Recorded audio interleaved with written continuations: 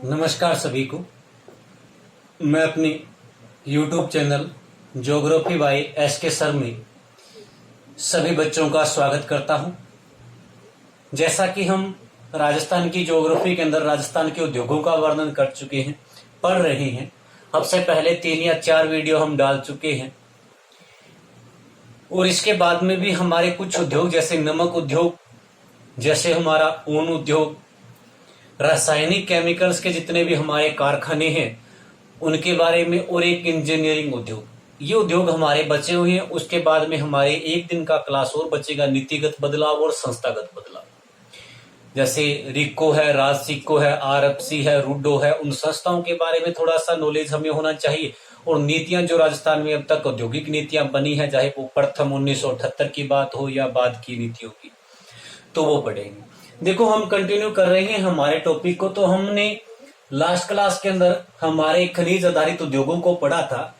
इसके बाद में देखिए हम नेक्स्ट बात करते हैं। तो हमारे राजस्थान के अंदर जैसे कि नमक उद्योग के बारे में हम बात कर लेते हैं। नमक उद्योग से बनने वाले रसायन आधारित उद्योगों में नमक उद्योग से बनने वाले क्या क्या क्वेश्चन हमारे सामने है, कैसे प्रश्न आते हैं, किस प्रकार से हमसे नमक उद्योग से पूछा जाता है। तो सबसे पहले तो हमसे यही पूछ लेता है कि राजस्थान का नमक उद्योग में कौन सा स्थान है। तो हम कहते हैं राजस्थान का नमक उद्योग में कौन सा स्थान है? चौथा स्थान है। गुजरात, महाराष्ट्र, तमिलनाडु के बाद में हमारा चौथा स्थान आता है। प्रथम स्थान गुजरात का है, फिर महाराष्ट्र का है, फिर तमिलनाडु का है, और फिर हमारा स्थान कौन सा है? चौथा स्थान है। बहुत सारी कहीं पर बच्चों को ये सस्पेंस भी रहता है कि राजस्थान का नमक उद्योग में कौन सा स्थान है? तीसरा स्थान है। ये किस वजह से है? क्योंकि एग्जाम हुआ था राजस्थान राज्य पथ परिवहन निगम यानी रोडवेज बस सेवाओं के अंदर। राजस्थान राज्य पथ परिवहन निगम 15 दिसंबर 2013 को एग्जाम हुआ था, और उस 2013 के एग्जाम में ये क्वेश्चन पूछा गया था कि राजस्थान का नमक उत्पादन की दृष्टि से कौन सा स्थान है। तब वहां पर जो आंसर माना गया था वो कौन सा था? तीसरा। राजस्थान राज्य पथ परिवहन निगम के अंदर जो क्वेश्चन पूछा गया था राजस्थान का नमक उत्पादन के अंदर कौन सा स्थान है, तो वो वहां पर आंसर क्या मान लिया गया था? तीसरा। इसलिए बहुत सारी बुकों में हमें ये तीसरा भी पढ़ने को आता है। तो ध्यान रखिएगा, एग्जाम टू अकॉर्डिंग जाए तो एक एग्जाम में ये आ चुका है तीसरा स्थान। बाकी अधिकतर हम पढ़ते हैं कि हमारा स्थान गुजरात, महाराष्ट्र और तमिलनाडु के बाद में कौन सा आता है? चौथा। राजस्थान का नमक उत्पादन करने में कौन सा स्थान है? चौथा। फिर वहीं पर हमसे दूसरा क्वेश्चन आता है कि राजस्थान झीलों से नमक उत्पादन करने में, झीलों से नमक उत्पादन करने में राजस्थान का कौन सा स्थान है? प्रथम स्थान है। झीलों से नमक उत्पादन करने में हमारा राजस्थान का पूरे भारत में कौन सा स्थान है? प्रथम स्थान है। राजस्थान में सर्वाधिक झीलों से नमक का उत्पादन होता है पूरे भारत में। यहीं पर हम नेक्स्ट आगे बढ़ते हैं। तो देखिए, राजस्थान देश के कुल नमक का 12.10% नमक उत्पादन करता है। यानी पूरे भारत का जो 100% नमक है उस नमक में से 12.10% नमक उत्पादन देश के कुल नमक का 12.10% नमक उत्पादन कौन करता है? राजस्थान करता है। ये ध्यान रखिए, देश के कुल नमक का 12.10% नमक उत्पादन कौन करता है? राजस्थान। अब इसके बाद में हम अगर नेक्स्ट देखते हैं तो देखिए राजस्थान में जो नमक बनाने के कारखाने हैं वो देखिए, एक तो हमारे सांबर साल्ट लिमिटेड, जो राजस्थान के अंदर सांबर साल्ट लिमिटेड नामक से कारखाना लगा हुआ है। सांबर झील के अंदर, जयपुर के अंदर जो कारखाना है, केंद्र सरकार का एक उपक्रम है। हिंदुस्तान जो एक सांबर साल्ट लिमिटेड नाम से कारखाना था, हिंदुस्तान उपक्रम की सहायक कंपनी थी।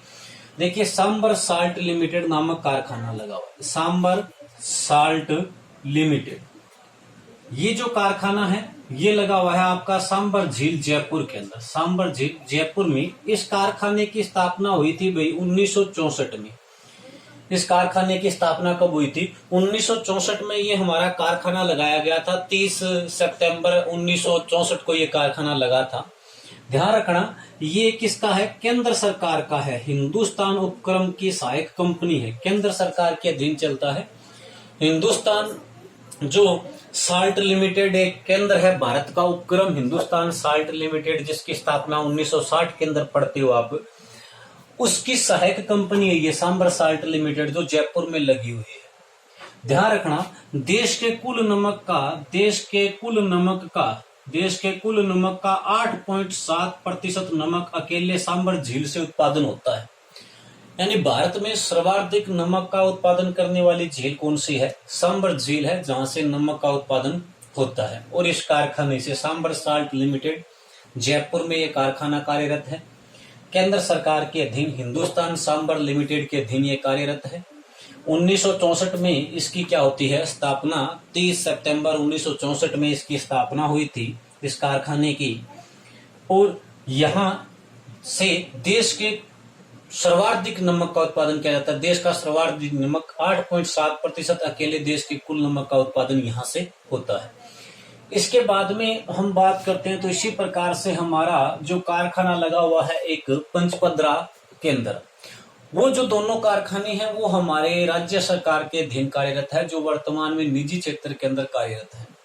अगर हम बात करते हैं कौन से हमारे वो कारखाने हैं, तो देखो, एक तो हम पढ़ते हैं पंचपदरा लिमिटेड के नाम से, पंचपदरा लिमिटेड, और इसकी पंचपदरा स्टेट लिमिटेड के नाम से, यानी राज्य सरकार का कारखाना है। स्थापना 1900 ईस्वी भी 64 के अंदर इसकी स्थापना होती है।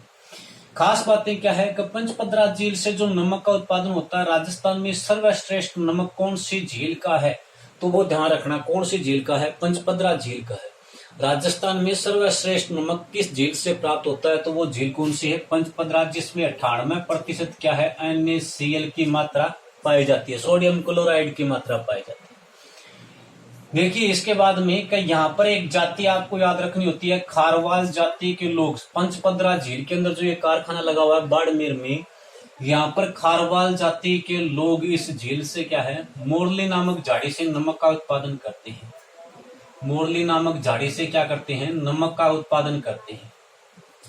तो ध्यान रखना, पंचपदरा स्टेट लिमिटेड जो कारखाना लगा हुआ है, स्टेट केमिकल जो कारखाना है, जिसकी स्थापना 1964 पंचपदरा बाड़मेर में होती है। राज्य सरकार का उपक्रम था, वर्तमान में निजी क्षेत्र यानी लीज पर दे दिया गया है ये। क्योंकि राजस्थान के अंदर यहाँ पर इस झील के अंदर खारवाल जाति के जो लोग हैं वो मोरली नामक झाड़ी से नमक का उत्पादन करते हैं, यानी निजी क्षेत्र में ज्यादा कार्यरत ये कारखाना है, इसलिए वर्तमान में ये निजी क्षेत्र में ही है। ध्यान रखना, राजस्थान में सर्वश्रेष्ठ नमक किस झील से उत्पादित किया जाता है? तो वो झील कौन सी है? पंचपदरा झील। यहीं से नमक का उत्पादन सर्वश्रेष्ठ किया जाता है। सर्वाधिक कहाँ से होता है? तो सांबर झील से सर्वाधिक नमक का उत्पादन होता है। इसके अलावा डीडवाना के अंदर एक कारखाना पड़ता है। हमारे डीडवाना के अंदर जो नागौर के अंदर एक झील बनी हुई है, उसके अंदर भी क्या है? एक कारखाना है जो राज्य सरकार का है, जिसको हम डीडवाना स्टेट केमिकल के नाम से जानते हैं। तो वो भी केंद्र सरकार राज्य सरकार का कारखाना है। इसके अलावा नमक उद्योग के अंदर देखिए क्या है, अभी वर्तमान के अंदर जो चीज हमें खास करके याद रखनी होती है, हमारी एक झील आती है नावा झील। देखिए नावा झील, और नावा झील कहाँ पे है? नागौर के अंदर है। खास करके इस झील से ध्यान रखना, नावा झील नागौर। इस झील में क्या है कि यहाँ पर आदर्श लवण पार्क की स्थापना की गई है। आदर्श लवण पार्क की स्थापना, ये हमें याद रखना बहुत ही जरूरी है। हम कह देते हैं आदर्श लवण पार्क, या हमें कह देते हैं मॉडल सोल्ट पार्क की स्थापना। मॉडल सोल्ट पार्क की स्थापना राजस्थान के अंदर कहाँ की गई है? तो वो झील है नावा झील, और कहाँ पे पड़ती है? नागौर में। आदर्श लवण पार्क की या मॉडल सोल्ट पार्क की स्थापना राजस्थान में कहाँ की गई है? तो नागौर के अंदर नावा झील में, और इसकी स्थापना सन 2002 के अंदर की गई थी। ये ध्यान रखना, राजस्थान में मॉडल सोल्ट पार्क की स्थापना कहाँ हुई है? तो नावा झील नागौर में, या इसे हम कह देते हैं आदर्श लवण पार्क। ठीक है, एक ही बात है। स्थापना कब हुई? तो 2002 के अंदर इसकी स्थापना होती है, जनवरी 2002 के अंदर। तो ये हमारे नमक उद्योग से बनने वाले पर्सन है। ध्यान रखना, नमक उद्योग में हमारा चौथा स्थान है। झीलों से नमक उत्पादन करने में प्रथम स्थान है। देश के कुल नमक का 12.10% हम नमक का उत्पादन करते हैं। फिर हमारे यहाँ पर जो 3 कारखाने लगे हुए हैं, उनमें से एक केंद्र सरकार का कारखाना है जो सांबर झील में कार्यरत है, जिसकी स्थापना 1964 में सांबर लिमिटेड के नाम से। बाकी 2 हमारे जो सहकारी या सार्वजनिक क्षेत्र के जो कारखाने हैं हमारे राजस्थान के अंदर, राज्य सरकार के जो उपक्रम थे, एक तो हमारा पंचपदरा झील में लगा हुआ है, एक भीलवाड़ा के अंदर, वर्तमान में दोनों ही निजी क्षेत्र के अंदर कार्यरत है। एक ध्यान रखना, राजस्थान में जो निजी संस्थाएं नमक का उत्पादन करती है उन्हें क्या कहा जाता है? देवल। राजस्थान में जो निजी संस्थाएं नमक का उत्पादन करती हैं उन्हें क्या कहा जाता है? देवल कहा जाता है। राजस्थान में निजी संस्थाएं जो नमक का उत्पादन करती है क्या कहलाती है? निजी संस्थाएं क्या कहलाती है? देवल कहलाती है। एक बात का ध्यान रखना, जिस बच्चे ने खारे पानी की झीलों का टॉपिक पढ़ा है, खारे पानी की झीलें, अगर आपने पढ़ लिया है तो अच्छी बात है, नहीं पढ़ा है तो ये जो टॉपिक पढ़ाया हुआ है ना, खारे पानी की झीलें, इसको जाकर आप अच्छे से पढ़ लो। राजस्थान का संपूर्ण नमक उद्योग आपका कंप्लीट हो जाएगा। एक एक कारखाने की बात हुई थी वहां पर, एक एक झील से बनने वाले क्वेश्चन। राजस्थान में सर्वश्रेष्ठ आयोडीन की दृष्टि से किस झील का नमक है? राजस्थान में निम्न क्वालिटी का नमक किस झील का है? संस्थाओं को क्या कहते हैं? नमक बनाने की विधियां, सारी बातें हमने वहां पे कर ली है, इसलिए यहाँ पर मैंने थोड़ा इसको फास्टली पढ़ा दिया। इसके बाद में देखिए, एक राजस्थान के अंदर नमक उद्योग के बाद में अगर हम बात करते हैं तो ऊन उद्योग। राजस्थान के अंदर कौन सा उद्योग बसता है? ऊन उद्योग। ऊन उद्योगों के लिए हमें पता है, ऊन के लिए हमें क्या चाहिए? भेड़ों का पालन करना पड़ेगा। और राजस्थान की अगर हम बात करते हैं तो राजस्थान ऊन उत्पादन करने में भारत में प्रथम स्थान रखता है। राजस्थान ऊन उत्पादन करने में भारत में कौन सा स्थान रखता है? प्रथम स्थान रखता है। भारत के अंदर हमारा स्थान कौन सा है? प्रथम स्थान है। हम ये कहें कि देश की लगभग 40% ऊन का उत्पादन, देश की लगभग 40% जो ऊन का उत्पादन है वो कौन करता है? राजस्थान करता है। देश की लगभग 40% ऊन का उत्पादन करता है। अब अगर हम बात करते हैं कि ऊन का उत्पादन राजस्थान के अंदर किया जाता है, देश की लगभग 40% ऊन का उत्पादन हमारा राजस्थान करता है। इसके बाद में देखिए नेक्स्ट, क्या हमारे राजस्थान में जो ऊन का उत्पादन है वो किससे किया जाता है? भेड़ों से, या हम सही कहीं से भी कहें कि ऊन का उत्पादन किससे होता है? भेड़ों से।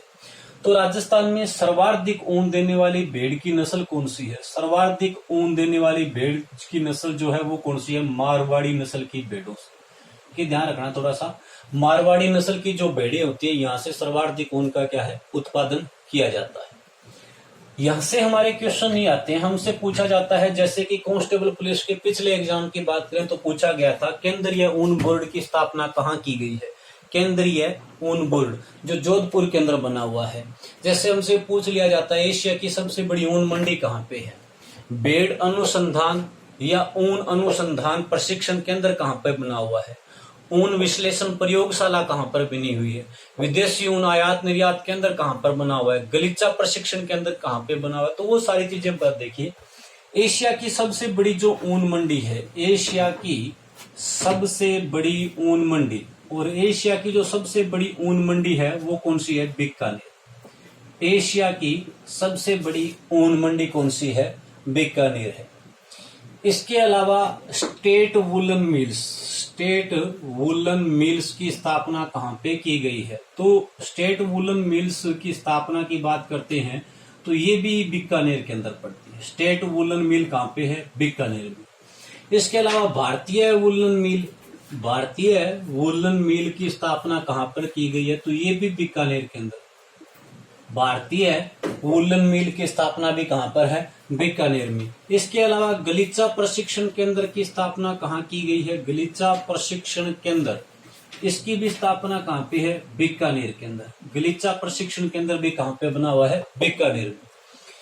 इसके अलावा विदेशी ऊन आयात निर्यात केंद्र, विदेशी ऊन आयात निर्यात केंद्र ये कहाँ पर बना हुआ है? तो ये बना हुआ है आपका कोटा के अंदर। विदेशी ऊन आयात निर्यात केंद्र कहाँ स्थित है? कोटा में। इसके अलावा केंद्रीय ऊन प्रशिक्षण प्रयोगशाला, केंद्रीय ऊन बोर्ड हम जिसको बोलते, केंद्रीय ऊन बोर्ड या केंद्रीय प्रशिक्षण प्रयोगशाला, ये कहाँ पे है? तो ये है जोधपुर के अंदर। केंद्रीय ऊन बोर्ड की स्थापना कहाँ पे की गई है? तो ये कहाँ पे की गई है? जोधपुर के अंदर। राजस्थान ऊन उत्पादन में प्रथम स्थान रखता है। राजस्थान देश की लगभग 40% ऊन का उत्पादन करता है। सर्वाधिक ऊन का उत्पादन मारवाड़ी नस्ल की भेड़ों से किया जाता है। एशिया की सबसे बड़ी ऊन मंडी बीकानेर है। स्टेट वूलन मिल्स बीकानेर में स्थित है। भारतीय वूलन मिल भी बीकानेर में है।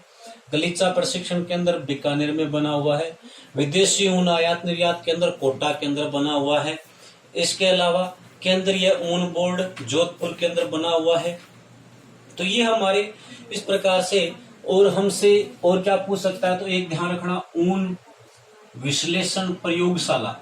वैसे तो आ गई ऊन विश्लेषण प्रयोगशाला, शायद हमने बात की थी अभी, गलीचा प्रशिक्षण केंद्र नहीं हुआ नहीं है। देखिए ऊन विश्लेषण व प्रशिक्षण, ऊन विश्लेषण व प्रशिक्षण जो एशिया की सबसे बड़ी ऊन विश्लेषण व प्रशिक्षण, या हम ये कह दें ऊन विकास एशिया की सबसे बड़ी ऊन विकास प्रयोगशाला कहां पर बनाई गई है, तो ये ध्यान रखना अविका नगर टोंक के अंदर बनी हुई है। एशिया की सबसे बड़ी ऊन विकास के लिए जो अनुसंधान केंद्र बना हुआ है, एशिया का सबसे बड़ा ऊन विकास अनुसंधान केंद्र कहां पर बना हुआ है, तो ये बना हुआ है आपका अविका नगर टोंक के अंदर। इसके अलावा हमसे लास्ट क्या क्वेश्चन है, एक और यहां से पूछा जा सकता है, राजस्थान राज्य सहकारी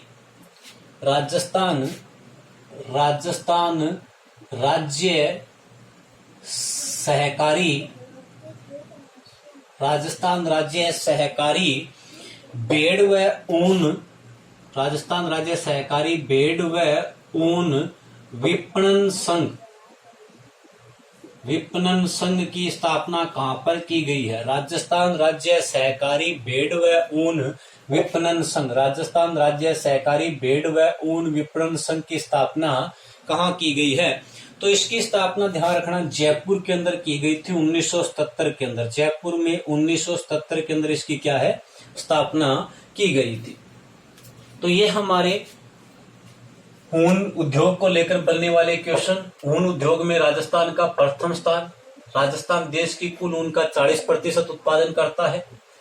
सर्वाधिक जो ऊन है वो मारवाड़ी नस्ल की भेड़ों से प्राप्त होती है। एशिया की सबसे बड़ी जो ऊन मंडी है वो बीकानेर में 1965 में इसका निर्माण किया गया था। एशिया की सबसे बड़ी बीकानेर के अंदर ये है। स्टेट वूलन मिल्स बीकानेर में, भारतीय वूलन मिल बीकानेर में, गलीचा प्रशिक्षण केंद्र बीकानेर में, विदेशी ऊन आयात निर्यात केंद्र कोटा के अंदर पड़ता है। केंद्रीय ऊन बोर्ड जोधपुर के अंदर है। ऊन विकास की एशिया की सबसे बड़ी जो अनुसंधान केंद्र बना हुआ है, ऊन विकास का जो एशिया का सबसे बड़ा अनुसंधान केंद्र है वो है अविका नगर टोंक में। वहीं पर राजस्थान राज्य सहकारी भेड़ ऊन विपणन संघ जयपुर के अंदर बना हुआ है। तो ये हमारे दो उद्योग, एक तो आपका ऊन उद्योग और दूसरा आपका नमक उद्योग। धन्यवाद, मिलते हैं नेक्स्ट क्लास के अंदर। जुड़े रहिए मेरे YouTube चैनल से। धन्यवाद।